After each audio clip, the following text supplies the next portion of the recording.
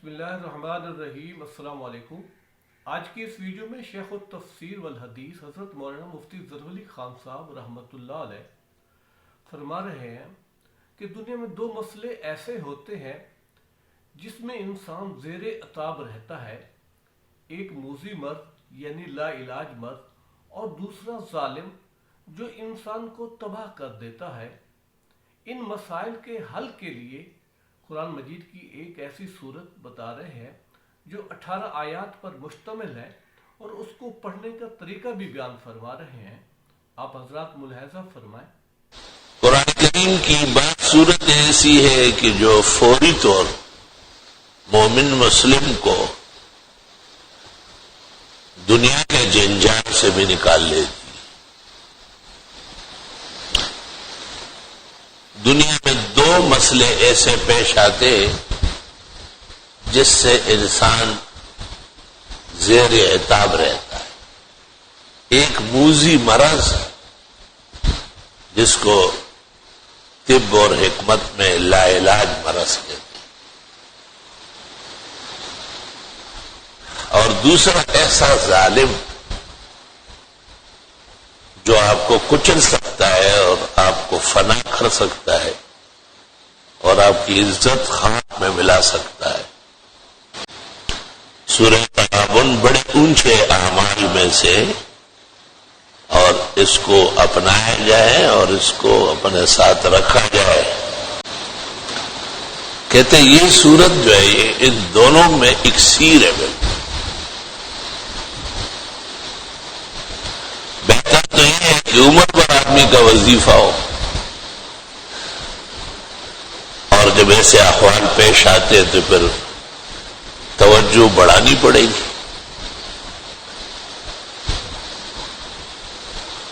ایسے ایسے امراض دیکھے گئے جس پر ہمیں خود حیرت ہے۔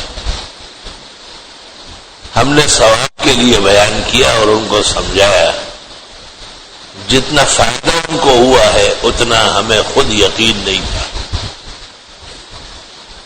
سورت معجز ہے۔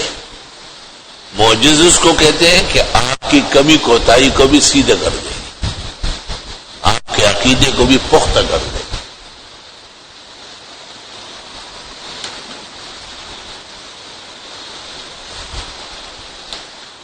ایک 41 مرتبہ یہ پڑھی جاتی ہے، اور پھر روزانہ ایک دفعہ 18 آیتیں، اور جب کوئی مصیبت یا مرض زیادہ زوروں پر ہو تو پھر 41 بھی کیا جاتا ہے۔ ایک بڑے بزرگ سے سنا ہے کہ 5 اوقات میں 41 پڑھ لیا، ماشاء اللہ۔ فجر میں 41، ظہر میں 41، عصر میں 41، مغرب کے بعد 41، رات کو پھر 41۔ لا الہ الا اللہ۔ یہ باتیں دو قسم کے لوگ سنتے ہیں، ایک وہ جنہیں اللہ کے ہاں قبولیت ہوتی ہے، وہ قدر سے سن لیتے، دوسرے وہ جو عام لوگ ہیں، ان کے کان ہیں سننے کے لیے نہیں ہے، ان کی آنکھیں ہیں دیکھ نہیں رہی، ان کا سر ہے دماغ سے خالی، ان کے دل ہے لہو و لعب میں پڑے ہوئے۔ قرآن ان کو کہتا ہے کہ یہ تو غفلت میں ڈوبے ہوئے ہیں، ان کو کیا کرنا ہے۔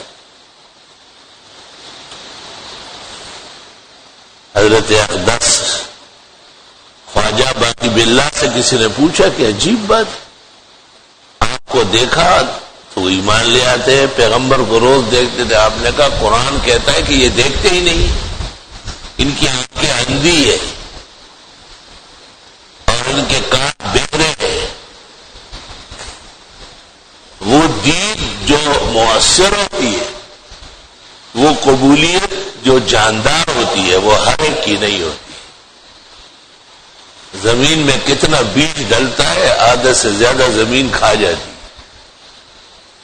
خال نکلتا ہے اور وہ تناور درخت ہوتا ہے، وہ زندگی کا ساز و سامان بنتا ہے۔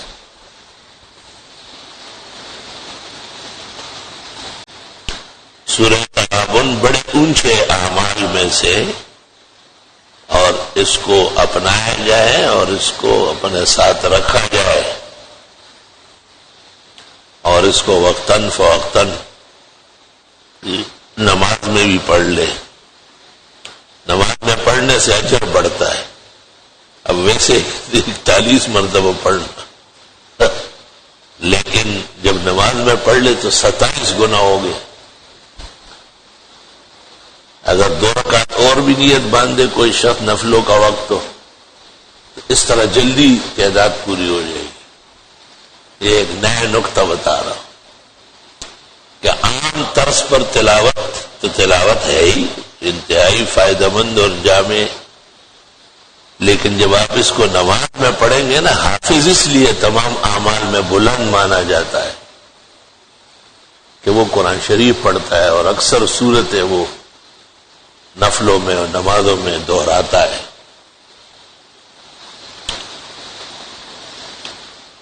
شیخ الحدیث مولانا زکریا محدث سہارنپوری متاخرین میں اہل حق کے بہت بڑے عالم اور ولی باکمال تھے۔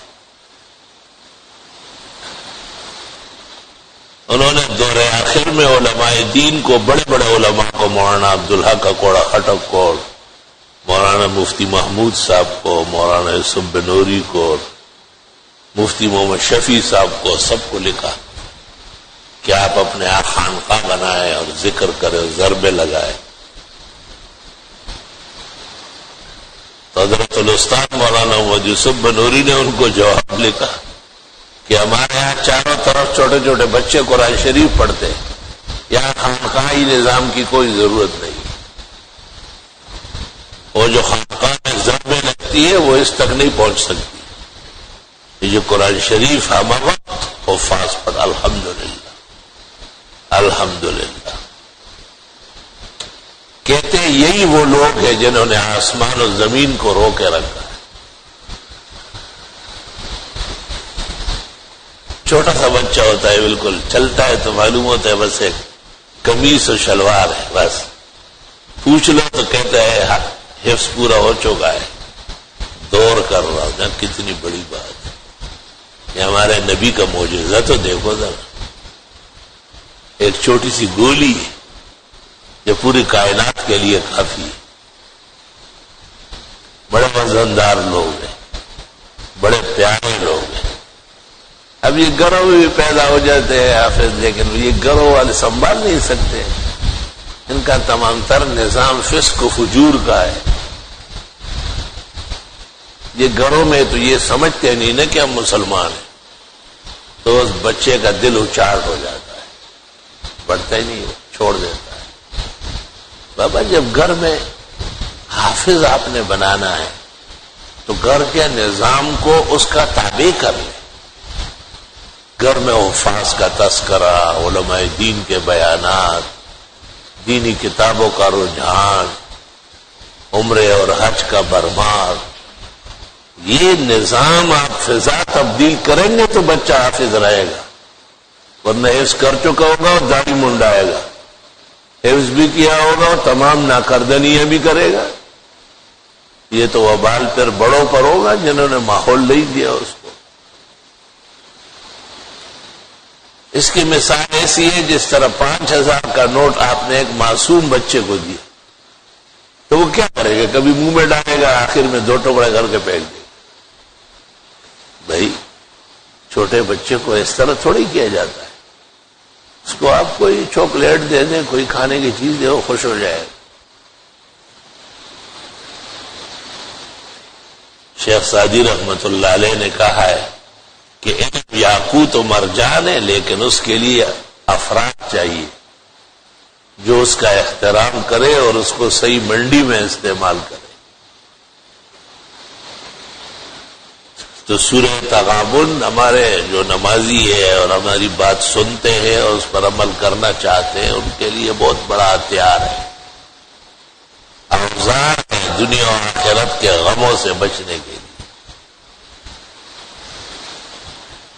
لوگ کہتے تو بہت ہے اس کے لیے دعا کرو، میری بیٹی کے لیے کرو، میرے بیٹے کے لیے کرو، اور ٹھیک ہے تو بھی کچھ ہلا جلا کرنا، آپ کے ذمہ بھی کوئی کام ہے یا سارا کام ہمارا ہی؟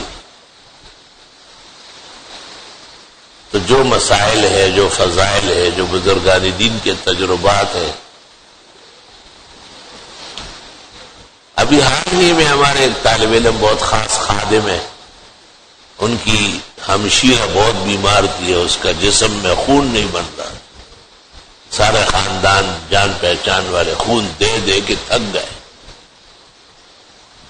سورہ تغابن میں نے خاص طریقے سے پڑھنے کی تاکید، اسی دن خون بننا شروع ہو اور وہ اسپتال سے گھر رخصت ہو گئی، بیماری جڑ سے ختم ہو گئی۔ دیکھے جا اللہ تعالیٰ کا کیا نظام ہے، اور مرض جیسے تکڑا ہو تو آپ نسخہ بھی تکڑا کریں، اس میں بھی جان ڈالے آپ۔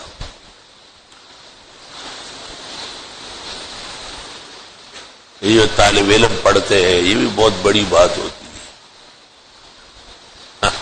ہمارے ڈاکٹر عبدالصمد کہتے ہیں کہ ختم قرآن وہ ہوتا ہے جو طالب علم پڑھے۔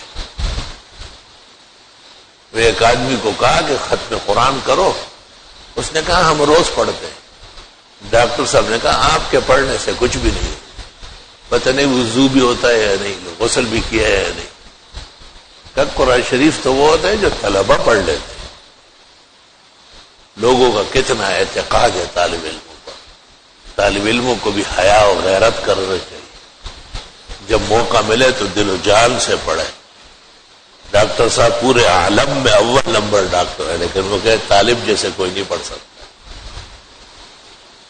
یہ حقیقت ہے کہ ان پر اللہ زیادہ مہربان ہے، اور یہ بیٹھ کر کے ان کو وقارہ سمجھانا پڑتا ہے جیسے طوطے کو سمجھانا ہوتا ہے کہ بھئی ہمارا ایک ساتھی بیمار ہے، اس کو بہت پریشانی ہے، اور آپ حضرات سے درخواست کی گئی آپ لوگ سپارے پڑھ لیں، اللہ اب پھر یہ رضامند ہو جائے، دل سے پڑھ لے، پورا پورا پارا پڑھ لے،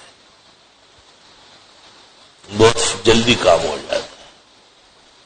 میں خود جامعہ کے بعد انتظامی مسائل میں ایسا پریشان رہا ہوں کہ ظاہری اسباب بالکل ہمارے حق میں نہیں تھے، لیکن میں نے مسبب کو پہچانا ہے، اور میں طالب علموں کے دفتر کے سامنے بیٹھ کر یقین کر لو جب 30 قرآن پورے ہو گئے اس دن کام ہو گیا۔ 30 قرآن جب پورے ہو گئے، ایسا نہیں، اللہ امتحان بھی لیتا ہے، دیکھتا بھی ہے کس درجے کا ایمان ہے تیرا۔ جس دن 30واں قرآن ختم ہو رہا تھا، اور صرف یہ نہیں کہ وہ پڑھیں اور آپ بس بابو خان جو ہے نا جیب کو تالا لگایا ہوا ہے، طالب علموں کا اکرام، اعزاز، طالب علموں کی خوشنودی، ان کو مالا مال کرنا، یہ بھی آپ کا فریضہ ہے۔ اصل تو خیرات و صدقہ ہے۔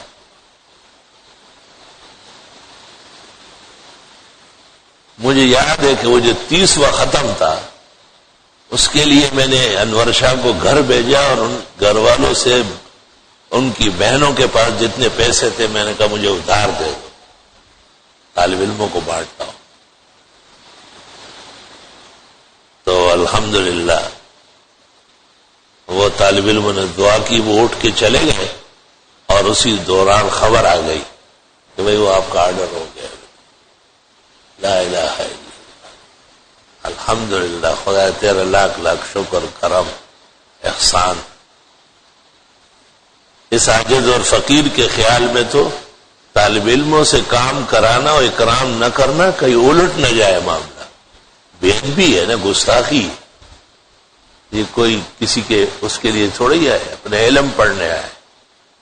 جو لوگ سمجھتے ہیں یہ اور وہ ہے، ہم تو ان کو طفل مکتب سمجھتے ہیں کہ انہیں قرآن کے اعزاز و اعظام کا پتہ ہی نہیں، ان کو افواہ نہیں لگی، انہیں معذور جانا جائے۔ اور تعجب زما پڑی روخ کو مکاؤ، مامندل پدے بہر کے گوہر دے۔ رحمان بابا کہتے ہیں کہ میرے آنسو پر تعجب نہ کرے آپ، میں نے اس کے دریا میں قیمتی یاقوت پایا ہے۔ تعجب زما پڑی روخ کو مکا، او مامون دلے پدی بہر کے گوہر. الحمد